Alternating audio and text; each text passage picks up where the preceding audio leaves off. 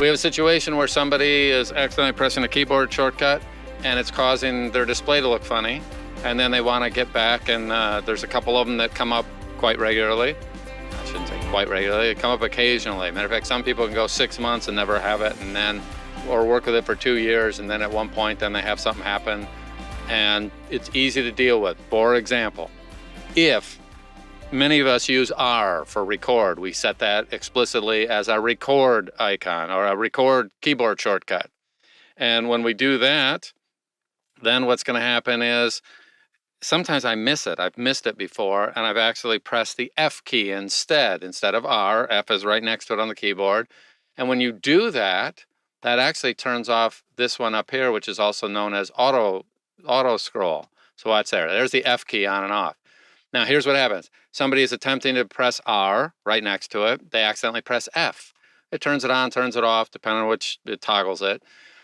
But they meant the other one. Well, it didn't start recording, and that's what they were expecting. And so since it didn't do what they expected, they just press R again. They don't even realize that they pressed a different key. And what happened earlier today was Sarah, I believe, pressed the 8 key, and that switched her mouse cursor from the standard one that we use, which is the smart cursor here, all three of these together, over to the listen tool. And if you haven't used the listen tool, we'll talk about that in a minute. It's actually a really cool tool, can do some great things. But she sees the icon here. You're going to see an icon. One of the great things is Studio One's going to give you feedback. If you change to one of these other tools, you do get some feedback. So your mouse cursor is going to look different. And when that happens, then go ahead and if you glance up here, you'll know something's off. Well, we live on this one. So what she asked was, hey, how do I eliminate this? Well, first thing is we have to figure out what happened. And once we figure out it was this one, we can see it there. If you glance up, whenever it's changed, be sure to glance up here and see if this has changed. The display should change, and it did in this case. And so, one, we can put that back. Number two, if you hover over it, it'll tell you the 8 key is what it is. So I always look at that and try to figure out, all right, what was close to that? And then we can deal with it. But what we're going to do in this case, so watch, I'm going to go ahead, Studio One. If we have this repeatedly, now, to be honest with you, if it happens once, I don't worry about it. We want to eliminate this keyboard shortcut of 8 because it bothers us for one reason or another. Who cares why? It's your system. Take it away if you don't like it. And what we're going to do is we're going to go back here, and we're going to go under Studio One, Keyboard Shortcuts. And that happens to be called Tool 8. And if you count them, 1, 2, 3, 4, 5, 6, 7, 8. It's the 8th one in this row, not including the brackets. Okay. And so here's what happens. The Studio One is actually smart enough to know, because if I press the 8 key, then it's going to switch this over to that, the listen tool in this case, and I did it. So now when I pull up the keyboard shortcuts, it's going to have defaulted to that, because I may not have known that that was called Tool 8. Let me give you another example. If I go over here, and you can see when I'm there, this is the listen tool. We'll talk about it in a minute, because that's actually a pretty cool tool. I think people would use it more if they understood it, but depends on what they're doing. So I have this here. I'm trying to figure out what in the world. I'm going to just do this and undo that. And so I've done that. Now look what happens. Studio One, keyboard shortcuts. It's on undo. So why is it on undo right now? Well, the answer is Studio One's tracking what we're doing, and anything that you can undo will actually be what Studio One defaults to when you open up the keyboard shortcuts. So when you don't know, when you're not sure what in the world is the keyboard shortcut for something, if you will do the action, if I do delete here, press my delete key, then what will happen is Studio One's smart enough to say keyboard shortcuts. It actually goes and tells us there was the key, that was the command you did, and that whatever the last one is. If I go up here and toggle snap on and off with the F key, toggle auto scroll off, so I'm turning that off. And now we go to Studio One keyboard shortcuts, and guess what? Auto scroll, F, was the keyboard shortcut that is automatically put in as the one, and it's just a guess.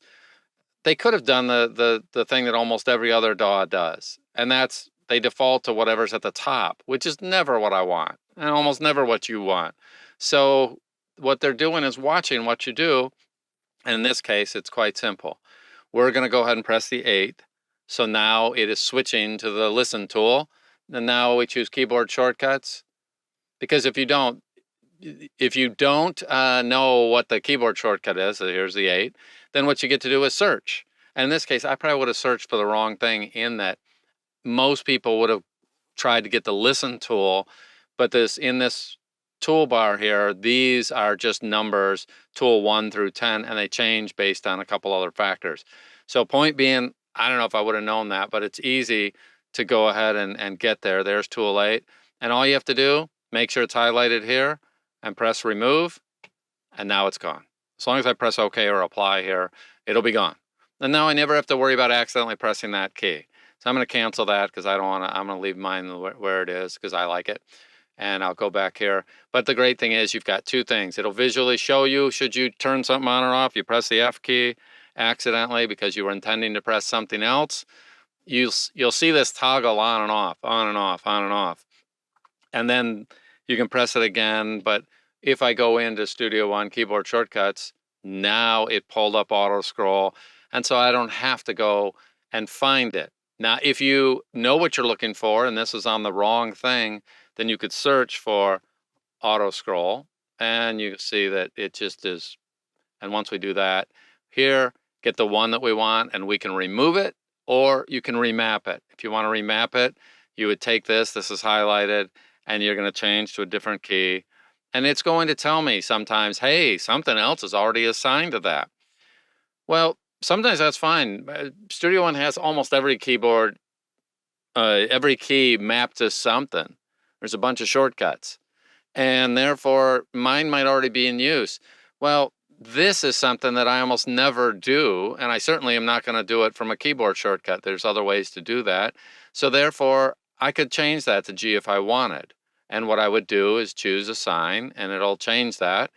So it's simple, it's easy. I'm going to cancel that. I don't want to change mine. But point being that if I go through and if I do the action that I want, it is going to find it for me, or I can search for it. So it's easy either way. All right. Bonus. So let's talk about this listen tool, because people, if somebody doesn't know what it's about and they accidentally turn it on, then if they get this funny icon and they're trying to do things and they hear just a little bit, they hear a little, now a little, because then a little bit of audio, the scales do. So it irritates them. What the hell's going on? My cursor's changed. I can't get what I want. Well, what this tool does is it allows me with just the mouse to go into any audio and find something. So sometimes you're looking for a certain passage. So you might do this. History. Peekaboo. We closed it. I things if I want and listen to it. As long as you hold down the mouse, I'll say it nicely, you're messed up. So as long as you're holding down the mouse, then it will go ahead and play. And it'll play on the track you're on. What's interesting is I have this track muted. I don't know if you noticed that yet. But that track was muted. But watch what happens to that little M. Well, yeah, it switches it. So that means even a muted track, I could have, if I had 6 tracks here and they were all muted, I can go down to this one and it's going to mute the other tracks going live. You know, and now purple track was playing. Oh, undo for the. Now yellow track is playing. In there that aren't. Now blue track is playing. It means that if I have tracks, even if they're muted, I can go ahead and search for something. I kind of know something someplace. Here's my music track, and if I go in there, as long as you hold down the mouse key, it will play from that. So it's actually quite a handy little thing, that listen tool. There are times when I want to find something and I have a set of tracks, and I can go ahead and just listen, take the mouse, push, listen. When I'm done, the cursor goes back to the start point of that. Very, very handy little utility. And then when I'm done, put it back here. If I pressed 8, I could map it to something else or remove it. Hope that's clear and obvious. And if you're doing podcasts, for podcasts, then this listen tool is absolutely great, where you need to find something that's there because you know it's there. Sometimes you want to edit something out. Sometimes and depending on if it's your podcast or somebody else's, but during editing, there are times Rose, where I'm looking for something, and when I'm looking for something, then this tool is really handy. Okay. There are other ways to play back audio that if I only have one track, I'm probably going to use something totally different. We'll talk about that another day. Uh, but on one track, if I have one track unmuted, then I don't need, there's other ways to do this as well. But it's a really cool tool. It's been around a long time. Most people are confused by it because they're not familiar with it. Same with some of these other tools where they don't know why that's there. But if you go ahead and you want to remap it, get it out of the way, go ahead and do that. All right, I'm gonna look at comments and see if anybody has anything that they want me to go over here. And so hopefully that'll help some people in terms of keyboard shortcuts. You definitely want to remap your own. I do see people that they don't realize that Studio One's one of the few apps in terms of this sort of thing that a lot of single keys are mapped as shortcuts. And for me, that's really handy because I don't want to have to do Control R for record. I just want to press R. And I don't want to have to, what are some of the other ones? People accidentally do this one. They press the A key when they mean to do something else, and this over on the left switches into automation mode. And then they're totally confused because now they see some buttons change. So if you ever see that, then go ahead and click and change A back. But here's the other thing. I just did that. I pressed A, change to automation. Watch this. Studio One, keyboard shortcuts, show envelopes. It knows that the A key was pressed because I just did it, and therefore I can now unmap it if I chose to. I could remove it. I could change it to something else. If you keep on pressing keys that you didn't intend to press, you have two options: remap them so that they're removed, or stop pressing that key. Pressing keys has consequences. Yeah, whatever. I mean, it's still totally valid to unmap something if it's getting in your way consistently. Over time, most people stop pressing keys that they didn't intend to. But if it happens more than a couple times, then just go take that out, knowing that without a keyboard shortcut, later you may add it back in or set it to a different keyboard shortcut. And don't worry about it. If there's one that's already used, and oh, watch, almost anything I put in here, let me pick one at random. That's already assigned. That's already assigned. Now, the question is, are you going to very often need to do automation toggle read?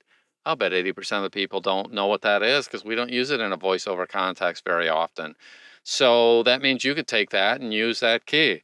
But and I'll do this every once in a while where I need to know, I know there's a keyboard shortcut and what in the world is D mapped to? So I'll just do this, Studio One, keyboard shortcuts, and I'll go right in here. I don't know what's mapped to D right now, and I click it, and it's going to tell me, oh, that's on edit duplicate. And then if you show, then you can see what it is. So sometimes I use it backwards. And then I really have to show one time because we're talking about, if you want to know all the keyboard shortcuts as they're currently assigned, this is bonus, then help. Keyboard shortcuts. Oh, it's very hard. What did it do? It gave me a list. Now, these are all mine. Yours are not going to be identical. They're all the built-in ones, but if you've done anything custom, for example, also, you probably know, Control or Command F in the browser will give you the little search. So if you want to look for one of the existing shortcuts, what am I going to do? I'll record. So there's recording. There's 16 of them here. I will go through those and find just plain old record because I know I've mapped it to the R key because that's what I chose. That isn't built in. There it is, record. And you've got numpad asterisk, record, and R. So there are some keyboards out there on the market that you could buy that have a dedicated record button. And by default, Studio One has that as an option pre-plumbed in. My keyboard doesn't have that. Most people's keyboards don't, but some do. So you can add up to 3. But what the nice thing is with this help keyboard shortcuts, it builds a list that's immediate, that's right now, that is up to date. And the minute you do it, it will have the exact thing set up. And when you're on the Mac, if I'm on my Mac, then these come out with the Mac keyboard shortcuts. So you're not looking at the PC one when you're on the Mac or the Mac one when you're on the PC. They don't even have to do them both. I mean, you guys always notice I say Control Command. I give the PC one, then the Mac one, and then what the other ones are. But when they do it, they do it really nice. It's whatever has to do with the platform you're on. It writes this list in real time. And if I changed one of them, they would have been mapped here and you would see them. And so just Control F, Command F, and you can search this whole thing and find all the existing keyboards. You also, every once in a while, I print this out about once every 6 months. I have for years. And what I do is I look for things that might help my workflow. And I just, by printing it out, I go, oh, split range, Control Alt X, that might be handy because I do that all the time. Now I know the other shortcut for that with the mouse, but I'll realize also there are all sorts of things in here that don't have a keyboard shortcut assigned, but could. So all these ones that are blank, that just means that this is available to you to set a keyboard shortcut, but nothing's assigned to it right now. You can go in and do that. So it becomes quite handy. So it's a really good situation. You can find everything that you've already mapped, everything that's default. You can't tell if it's default or whether you mapped it. And then on every single command, you can have from 1 or 0. You can have from 0 to 3 keys assigned to it for your shortcuts. Okay, so it's pretty cool. And it does it in real time. Let me see if there's any questions or comments there. Because I don't like the way Facebook indexes these, if they're hard to find later, this will go on YouTube. So be sure to subscribe over to the YouTube channel, but I'll post something on there so you can get it in the next couple days. And of course, I'm recording this on Valentine's Day, so I hope you have a fantastic Valentine's Day if you're watching this in near real time. If not, I hope your next Valentine's Day is great. All right, you guys have a fantastic day, and of course, I'll see you on the wires. Bye-bye.